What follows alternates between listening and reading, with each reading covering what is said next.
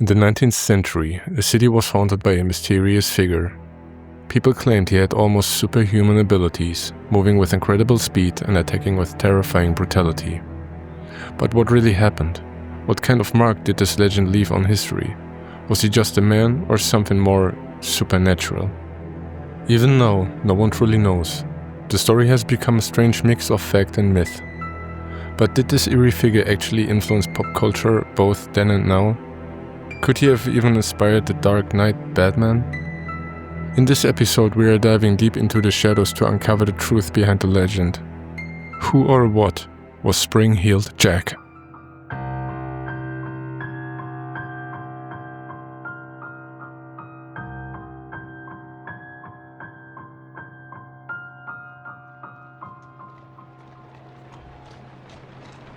We travel back to the 19th century, the Victorian era of England. Back then, London was a city of extremes. On one side, science and progress were booming. London became the heart of a massive empire. The rich had grand buildings, enough food, and a life of luxury. But for most people, life was brutal. The city was growing fast, and poor neighborhoods were spreading out of control, while thick, smoky fog made everything feel dark and eerie. Disease and hunger were everywhere. The streets were filthy, covered in mud and horse manure. And where there is poverty, there is crime. Theft, assaults, violent attacks, you name it. The police were most powerless to stop it. Right in the middle of all this chaos, something even more terrifying emerged. A shadowy figure that sent shivers down people's spines. It wasn't long before they gave it a chilling name, Spring-Heeled Jack. On a late September evening, in 1837, a businessman was walking home through Barnes, a dangerous area of London. He decided to take a shortcut through the local cemetery. As he walked along the cemetery wall, a dark figure suddenly jumped down, landing right in front of him. The man froze in shock, staring into the creature's glowing eyes. Just as suddenly as it appeared, the eerie figure vanished into the night, leaving the man terrified. He described the creature as muscular, with devilish facial features, pointed ears, a sharp nose, and glowing eyes. Unfortunately, I couldn't find more details about the witness, but it wasn't long before the figure appeared again.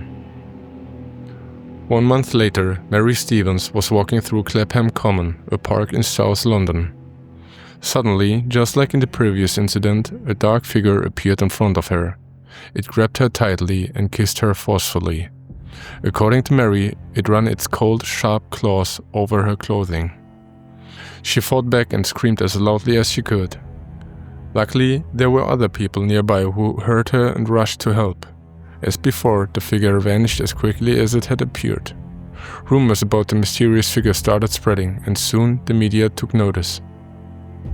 The very next day, it struck again, this time even more violently. The figure jumped in front of a carriage, terrifying the driver and causing a serious accident. The poor man suffered severe injuries. Immediately after, the creature jumped over a wall, said to be about 10 feet high, and disappeared. After this incident, including the attack on Mary Stevens, investigations began, and the area was searched, but without success. Newspapers started reporting on the strange encounters and tried to uncover the truth behind the mysterious figure. But despite all the excitement, the identity of the creature remained a mystery. This fueled the imagination of Londoners, who began coming up with their own theories. Some believed it was a supernatural demon, while others thought it might be an extraordinary but real being. It wasn't just a newspaper covering the events. Both the police and city officials took notice as well. The first sightings sparked fear, especially among the women of London, who no longer felt safe walking the streets. The reports were so shocking and fascinating that they caught the attention of both citizens and authorities. The situation escalated when more attacks on women seemingly committed by the same mysterious figure were reported in the following month. The Myuu takes action. As fear spread, London's Mayor, Sir John Cowan, called an emergency meeting to gather any possible information that could help to catch the attacker. During the meeting, he read aloud a nearly cryptic letter he had received from an anonymous man in Peckham. This letter was later published in the Morning Post. The letter read, "It seems that certain individuals, believed to be the highest of social ranks, have placed a wager with a mischievous and reckless companion. The bet was that he could not visit several villages near London in 3 different disguises: a ghost, a bear, and a devil. Moreover, he was challenged to enter the gardens of a gentleman's home to alarm the residents. However, the bet was accepted, and this cowardly villain has already succeeded in terrifying 7 women, 2 of whom may never recover and will become a burden to their families." At one house, the man rang the doorbell, and when the servant answered, he appeared worse than a monster, dressed as a ghost. The poor girl fainted immediately and has remained in a disturbed state ever since. This matter has been going on for some time now, and strangely, the newspapers have remained silent on the subject. The writer believes they are aware of the full details, but have chosen to stay quiet for their own reasons. After reading the letter, the Myuu officially declared Spring Heel Jack a public threat. But it wasn't just the authorities searching for him. Citizens also took action. Some formed armed patrols and hunted for the mysterious attacker. However, no arrests were made, and the few suspects that did emerge were quickly dismissed due to lack of evidence. On February 1838, 18-year-old Jane Alsop was at home when she heard someone ringing the doorbell. When she opened the door, a man stood before her, claiming to be a police officer. He said urgently, "For God's sake, bring me a light, we've caught Spring-Heeled Jack." Jane rushed inside, grabbed the candle and handed it to the man. As soon as he took it, he threw off his cloak and held the candle to his chest. The light revealed a monstrous face. Suddenly, a blue-white flame shot from his mouth. Jane stared in horror at his hideous face, with glowing red eyes like fireballs. Without saying another word, he grabbed her and began tearing at her dress with his claws, which Jane later said felt like they were made of metal. Despite her terror, Jane noticed details about the attacker. He wore a tight-fitting, shiny suit, a helmet, and had a strange lamp attached to his chest. With all her strength, she broke free and ran toward the door. But the attacker grabbed her by the hair, pulling out large chunks. Her younger sister wanted to help, but frozen in fear. Finally, her older sister, Sarah, managed to push the attacker away and dragged Jane to safety. Enraged, the attacker pounded on the door before suddenly vanishing into the stormy night. Aftermath of the attack, Jane suffered multiple cuts and injuries, including wounds on her neck, shoulders, and arms. When the police arrived, Jane described the entire event in detail. Her family confirmed her story. Her sister Susan later testified that Jane's dress was nearly torn to shreds. Her hair combs had been ripped out and a large amount of her hair had been pulled from her scalp. Their father, Mr. Alsop, believed there might have been more than one person involved. He pointed out that the attacker had left behind his cloak but never returned to retrieve it. This suggested that either an accomplice came to collect it or perhaps a random passerby took it. This attack was one of the most terrifying incidents linked to Spring-Heeled Jack, and it wouldn't be the last. There were several suspects in the case of Spring-Heeled Jack, but most of these accusations were based on speculation rather than solid evidence. The most well-known suspect was Henry Beresford III, Marquis of Waterford. Beresford was an Irish nobleman, and in 1838 he was suspected of being connected to Spring-Heeled Jack incidents. At the time he was staying in London and had a reputation for being wild and reckless. His history of public brawls, drunken behavior, love for pranks, and dark sense of humor led the public and the press to consider him a possible suspect. One eyewitness account also contributed to the suspicion. A young boy reported that Spring-Heeled Jack had knocked on his door but disappeared when he opened it. As the figure turned away, the boy claimed to have seen a W on his cloak. Some speculated that this W could have stood for Waterford, linking the attacker to Henry Beresford. However, it doesn't make much sense for Beresford if he were guilty to wear his own family's symbol on his cloak. So this theory remains unproven. It is most likely just another rumor rather than real evidence of his identity. There is no definitive proof that Henry Beresford was actually responsible for the attacks. The legend of Spring-Heeled Jack continued long after Beresford's death in 1859, suggesting that if he was involved at all, he was not the only person responsible for the incidents. After the Marquis's death, the number of incidents decreased compared to previous years. Still, sightings of Spring-Heeled Jack continued, especially in London and surrounding areas. After 1859, reports of Spring-Heeled Jack largely faded, which could suggest that the legend had ended or that the supposed attacks had stopped. One of the most famous encounters happened 40 years after the first sighting in August 1877 at the Aldershot Military Barracks, about 40 miles southwest of London. Soldiers reported a strange encounter with the mysterious figure. One night, a sentry saw a strange figure approaching. When the guard ordered it to stop, the figure kept moving and then punched the soldier in the face multiple times. Another soldier fired his weapon, but the shots had no effect.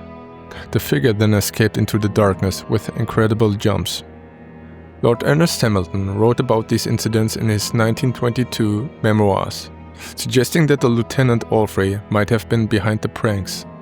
However, there are no records of Alfrey ever being charged. The idea that Alfrey could be responsible was based on the theory that the attacks were carried out by someone within the soldiers' own ranks. Because of his connections with the troops and his position as an officer, he was considered a possible suspect. However, there was no real evidence to support this theory. Even though Spring-Heeled Jack is sometimes linked to Jack the Ripper, my research suggests that the two have nothing to do with each other. Jack the Ripper murdered his victims, while there are no documented deaths directly linked to Spring-Heeled Jack. Instead, Spring-Heeled Jack was known for his terrifying supernatural attacks, where he used inhuman speed and fiery breath to scare and sometimes injure his victims, but never killed them. In contrast, Jack the Ripper committed brutal crimes and was responsible for a series of gruesome murders. Jack the Ripper was also active in 1888, about 51 years after the first reports of Spring-Heeled Jack, which strongly suggests that these were two completely different figures. Since most people at the time believed Spring-Heeled Jack was a supernatural being or had inhuman abilities, this could be explained by the strong superstitions of the Victorian era. Some historians and researchers speculate that Spring-Heeled Jack was actually a real person, possibly an inventor or a wealthy man with the technical knowledge to create devices that allowed him to frighten and harm people. Some even believe he may have worn a mechanical suit or advanced gadgets that gave him his extraordinary abilities. This reminds me of a dark quote from author Alice Sebold. "Murders are not monsters, they are men, and that's the most frightening thing about them." As Spring-Heeled Jack sightings became rarer, the late 19th century reports of similar figures still appeared in late decades. However, it's believed that these were mostly copycats inspired by the legend. It's also possible that some people falsely reported such encounters just to gain media attention.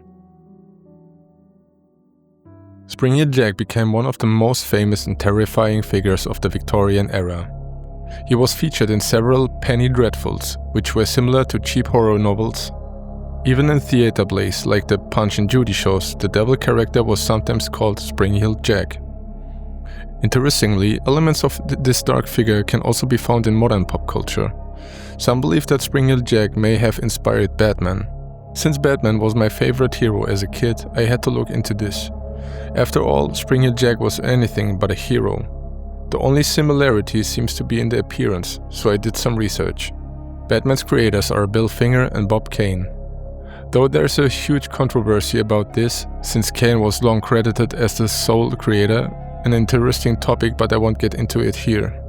Batman first appeared in May 1939 in Detective Comics number 27, almost 100 years after the first sighting of Spring-Heeled Jack. According to the creators, Batman was inspired by the fictional characters Zorro and the Shadow. However, both of these figures also have some similarities to Spring-Heeled Jack, even though this connection was never officially confirmed. It's interesting that Zorro and the Shadow, like Spring-Heeled Jack, have a mysterious and sometimes frightening presence. Their dark appearance, including a black cape and a masked face, also resemble the Victorian legend. However, their abilities are quite different. While Zorro and the Shadow are physically agile, they don't have the superhuman jumps or incredible speed that were attributed to Spring-Heeled Jack. Of course, we can't completely rule out the influence of Spring-Heeled Jack, but according to Batman's creators, he was never mentioned as an inspiration. Since I always like to give you movie recommendations on the topic, but I couldn't find anything this time, this category is missing today. However, I did find 2 books. The first one is The Strange Affair of Spring-Heeled Jack by Mark Hodder. This novel is a mix of adventure, mystery and steampunk elements. The second one is Spring-Heeled Jack by Max Holt. This book is based on the reports about the mysterious attacks of Spring-Heeled Jack and explores the different sightings and theories surrounding this figure. If you know a good movie or more books on this topic, feel free to let me and the listeners know. You can write to me on Instagram or in the comments, and I'll add it to the video description. What do you think? Was he a supernatural creature or just an ordinary man with extraordinary tricks? See you soon, guys.